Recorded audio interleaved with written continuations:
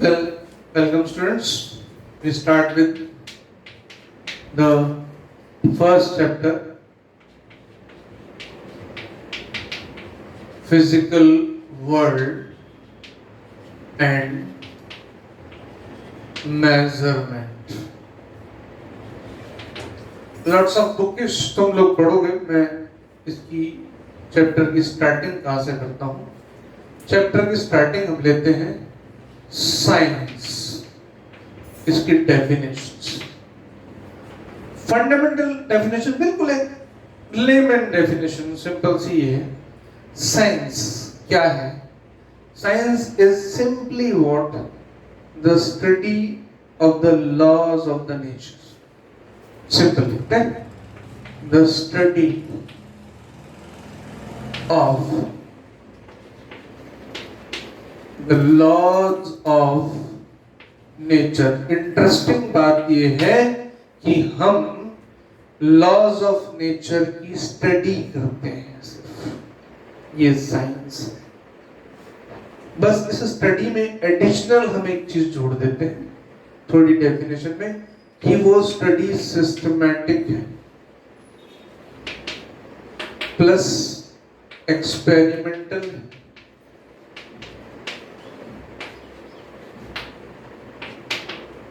Organised. Perfect definition. तो कह सकते हैं हम systematic, organised and verified by the experimental study of laws of nature is science. अब साइंस के अगर मैं पार्ट्स बोलूं तो साइंस में तुम जैसे PCMB, physics chemistry maths biology, physics chemistry biology, chemistry biology एक कैटेगरी में रखता हूँ, मैथ्स अलग से लेता हूँ. ये है फिजिकल साइंस और ये है नॉन फिजिकल साइंस और ये वर्चुअल साइंस.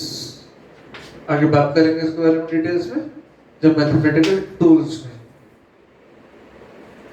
केमिस्ट्री तो एक्चुअली केमिकल्स के स्ट्रक्चर, उनका रिएक्शंस, उनका फॉर्मेशन इस पर है.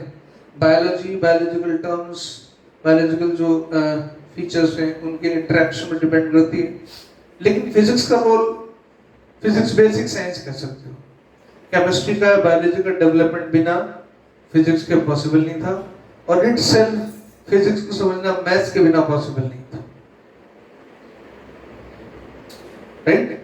अब एक और बात बच्चों के दिमाग में आती है, बच्चों में से सवाल करते कभी कि सर ये लॉज ऑफ नेचर है तो हम तो ऐसा मानते हैं कि अभी हमने इतनी सारी इन्वेंशंस और सब कुछ कर ली कि हम जो है बहुत आगे निकल गए हैं. तो पहले मैं एक चीज क्लियर कर दूं कि टेक्नोलॉजी क्या है. साइंस एंड टेक्नोलॉजी टर्म सबने सुनी है. टेक्नोलॉजी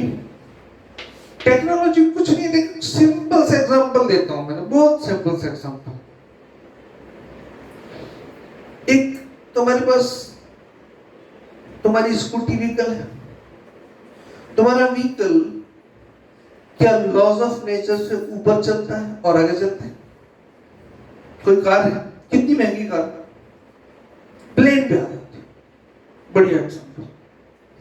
प्लेन तुम सोचो कि बहुत बड़ी इन्वेंशन है, हमने नेचर पे जो है कब्जा कर लिया. जरा ध्यान से समझें. प्लेन एयर के बिना नहीं उड़ सकता. अच्छे से समझ लो. प्लेन की जो विंग्स होती रनवे पे मूव करता है तो उसकी विंग्स हवा को काटती है. अब बर्नौली प्रिंसिपल है, आगे बढ़ोगे उसमें एक आ जाता है कि एक विंग है, उसके ऊपर और नीचे अगर हवा की वेलोसिटी में डिफरेंस हो तो एयर का प्रेशर लगता है जिससे प्लेन लिफ्ट अप होता है. अब लॉ नेचर का है, ये बर्नौली प्रिंसिपल जो है उसने से ढूंढा. लॉ नेचर का है. ये मेरे हाथ के नीचे अगर वेलोसिटी एयर की कम हुई, ऊपर ज्यादा हुई, ऊपर ज्यादा तो प्रेशर कम हो जाएगा, नीचे कम तो वेलोसिटी प्रेशर ज्यादा, ये ऊपर उठेगा अपने आप. वैक्यूम करके निकला ऐसे होता है. ये लॉ नेचर का था। हमने क्या किया, उस नेचर के लॉ को पकड़ के एक डिवाइस बना दिया। वो डिवाइस बनाना इंटेलिजेंट, वो इंटेलिजेंट काम। वो डिवाइस बना दिया इस तरीके से कि वो नेचर के लॉ में कुछ थोड़ा एक्स्ट्रा काम करते हैं। पक्षी तो पहले से उड़ते थे, ये कैसे उड़ता है? वैसे तो उड़ते प्लेन की तरह, वही कंसेप्ट। वही दिमाग में आई बात कि ये कैसे उड़ते हैं। जब ये उड़ सकते हैं तो कोई ऐसी चीज जो हम बना सके, हम भी उड़ सके। और ग्लाइडिंग करते लोग उड़ते करते वही है। विंग्स क्या करता है? विंग्स बेसिकली बर्नौली प्रिंसिपल को फॉलो करता है, और बर्नौली प्रिंसिपल कुछ भी नहीं है, सिर्फ नेचर का लॉ है। इसका एक सिंपल सा मतलब समझो, टेक्नोलॉजी का मतलब है कि तुमने क्या किया, साइंस के जो फंडामेंटल रूल्स हैं, मतलब नेचर के लॉज के अकॉर्डिंग एक कोई डिवाइस बनाया जो नेचर के लॉ में ही चलेगा, लेकिन थोड़ा इंटेलिजेंट बना दिया कि जो एक एक्स्ट्राऑर्डिनरी एक्टिविटी परफॉर्म कर रहा है।